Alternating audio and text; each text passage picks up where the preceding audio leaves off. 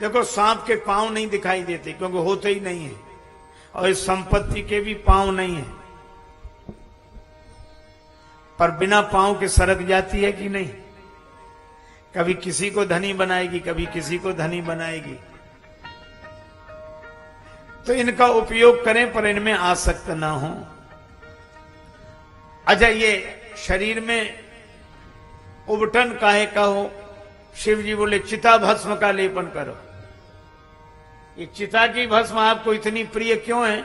शिव जी बोले एक आदमी मरा, लोग राम नाम सत्य उच्चारण कर रहे थे, हमको लगा कि हमारी पार्टी के आदमी है, तो अदृश्य रूप से हम उनके साथ गए, पर लोग मरघट में मुर्दा जलने लगा, वहीं बैठ गए, आपस में बात करने लगे। एक को बुलाया, एक ने कहा कि तुम्हें कब पता लगा इसके मरने का? वो बोला हमको बहुत जरूरी काम था, इसको आज ही मरना था, व्यवहार में न जाओ तो अच्छा भी नहीं लगता। एक बोला मकान बन रहा, मजदूर वहां खड़े होंगे, हम यहां पड़े हैं। एक ने कहा हमारी दुकान खुली, ग्राहक वहां और हम यहां।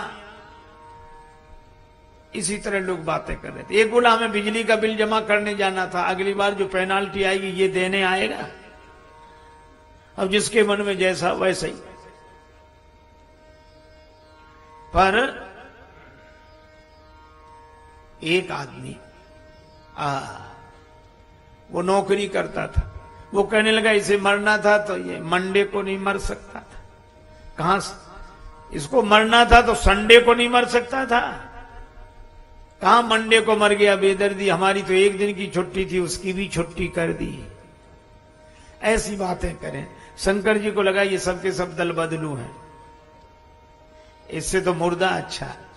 शिव जी ने कहा आज से तुम्हारे शरीर की राख ही मैं अपने शरीर पर लगाऊंगा। तन विभूति वस्त्र बागंबर। ये शेर जब गरजता था तो जंगल कांप जाता था, और उसका चर्म लपेटा तो लोग देख तो लेंगे कि बड़े बड़े गरजने वालों का ये हाल है। मत कर तू अभिमान।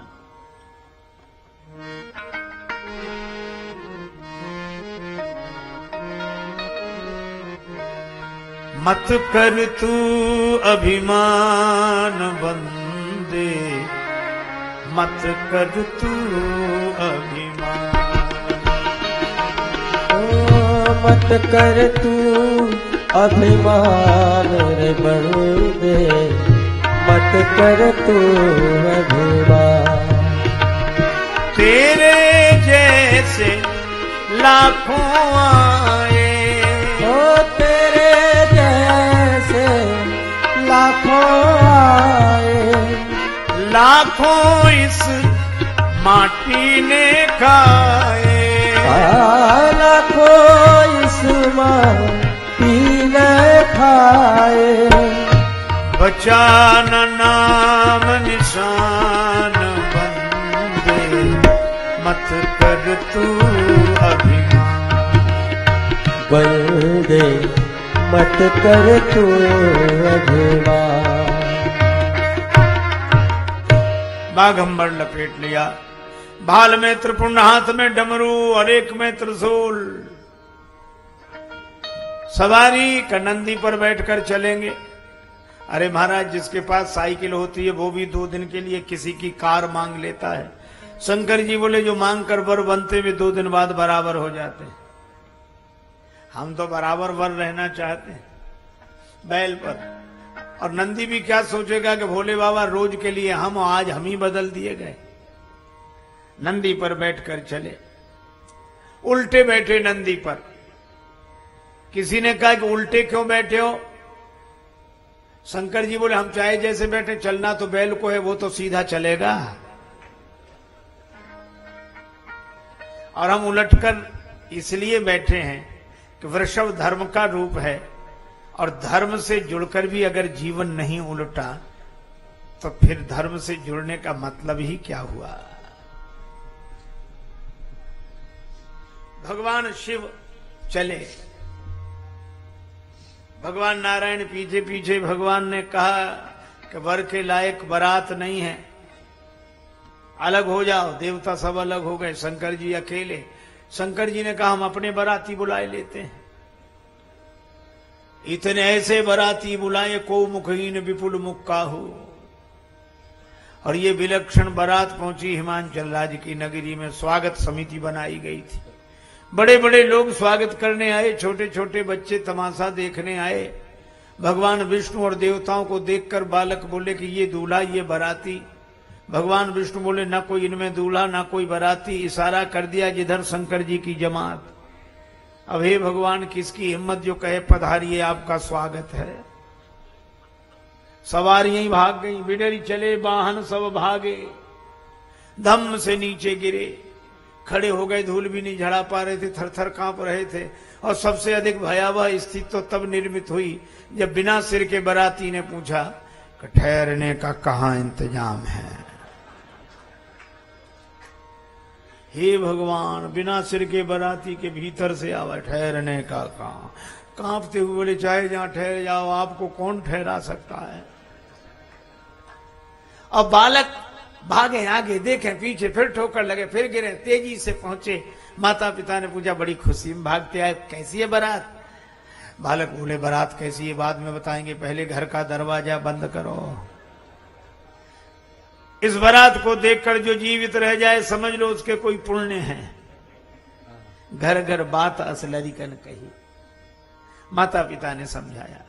अब ये गए जो बारात को ठहरा के गए थे। अब लोग इनसे पूछो तो क्यों बारात आ गई, और ये बोले अरे हम आपसे ही पूछ रहे बारात आ गई। आ गई, आ गई तो उन्हें ठहरा दिया। वे तो ठहर गए, उन्हें कौन ठहर। अरे तो उनके लिए जलपान आदि कुछ लेकर जाओ। अब किसी और को भेज दो। तो तुम क्यों नहीं जाते, हम यहां दूसरा काम कर लेंगे। अब दूसरे लोग गए भोजन लेकर कि भोजन कराएं बारातियों को। देखें जनवासा खाली। अब भोजन लिए जाए, आवाज आवे लाओ लाओ लाओ लाओ लाओ। अब वो देखेंगे हैं किधर। जो देखा तो ऊपर अधर में लटके बाराती, भूत प्रेत। अब उनको जो देखा सो ऐसे ही भोजन रखा, भागे कि तुम ही खाओ पियो। माता मैना ने आरती की थाली सजाई, नारद जी आए। पधारो देवर्ष, शुभ दिन लाने वाले तो आप ही हो। इतने में ब्रह्मा जी भगवान विष्णु को देखा। भगवान विष्णु को देखकर बोली नारद बाबा यही तो नहीं है दूल्हा। अरे मां छोटी बात, ये उनके मित्र हैं। जब मित्र ऐसे तो दूल्हा कैसा पता लगेगा नहीं। माता मैना बोली हम आपका एहसान कभी नहीं भूलेंगे। नारद जी बोले ये तो बाद में भी कहती रहो तब ना। देवराज इंद्र ये अरे उनके नौकर चाकर पानी वानी का इंतजाम करने वाले। अब शंकर जी आने वाले थे। नारद जी ने सोचा कि अब यहां खड़े रहना ठीक नहीं है। नारद जी बोले माता बहुत लोग हमारे परिचित हैं, हम जाएं। हाँ जाओ। वो तो चले गए। अब आए शंकर जी, बैठे ही बैल पर उल्टे थे तो शंकर जी दिखे, बैल न दिखे। तब तक मुनियों ने कहा माता जी नंदी जी की पूजा करो। शंकर जी बड़े खुश हुए कि उल्टा बैठने से ये लाभ तो हुआ, नंदी जी की तो पूजा हो गई, अब अपना जो होगा सो होता रहेगा। का दूल्हे का परिचन होगा। बोले दूल्हा दिखे तो का बैल को घुमाओ। जब बैल उल्टा हो तो दूल्हा सीधे हो। और माताओं ने जो भयंकर वेश देखा, आरती की थाली पटक दी, चीख निकली, घर के भीतर दरवाजा बंद। देवताओं ने कहा कि बाबा चलो चलें। अब कहां? बोले घर चलो। बोले क्यों? अभी तो जनवासी चले। कौन सी कसर रह गई जो जनवासी चल रहे हो? ससुराल वाले घर का दरवाजा बंद कर लें, ये अपमान नहीं है। शंकर जी बोले हमको नहीं लगा अपमान, ये तो देश देश की रीत होती, शायद यहां की ऐसी रीत होती हो। अच्छा आपकी सासू माता आपको देखकर आरती की थाली क्यों गिरा दी? सासू ने देखा कि जिसके सिर पर चंद्रमा प्रकाश दे रहा हूं उसे आरती का दीपक क्या दिखाना, इसलिए आरती की थाली गिरा दी। और जल से भरा कलश क्यों गिराया? बोले गंगा जी को माथे पर बहती देखकर जल का कलश गिरा दिया कि गंगा जी जिसको। अच्छा एक बात बताओ, क्या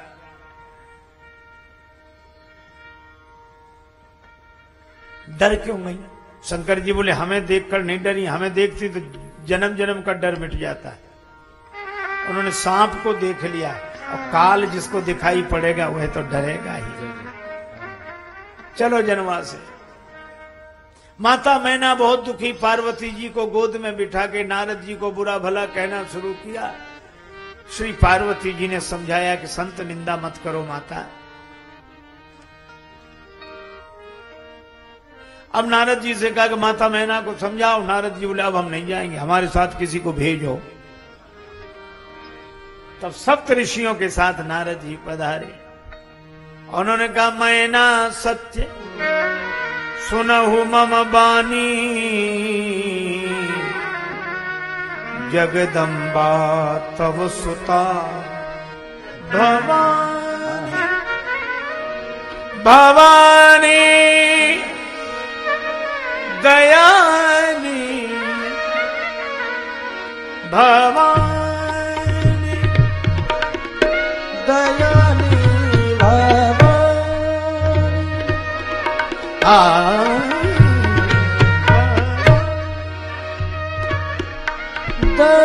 दयानी भवानी दयानी भवानी।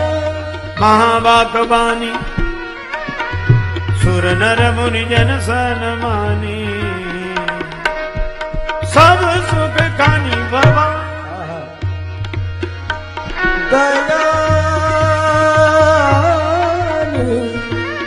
दयानी दयानी भवानी। तब मैना हिमबंत आनंदे पुनि पुनि पार्वती पद बंदे।